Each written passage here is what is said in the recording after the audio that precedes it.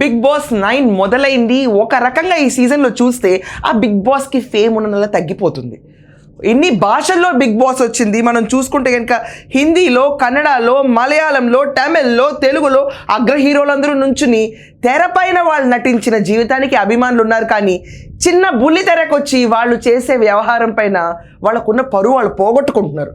ఖచ్చితంగా ఇది ఇప్పుడు బిగ్ బాస్ 9 సీజన్లో వైల్డ్ కార్డ్ ఎంట్రీ కింద 6 కంటెస్టెంట్ని నాగార్జున గారు లోపల పంపించారు.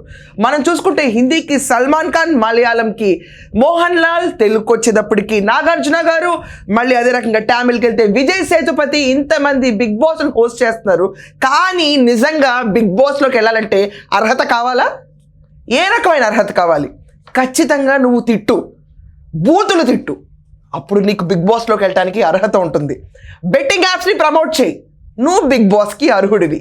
ఇదంతా కాకుండా ట్రోల్ కంటెంట్ కింద తయారవ్వు.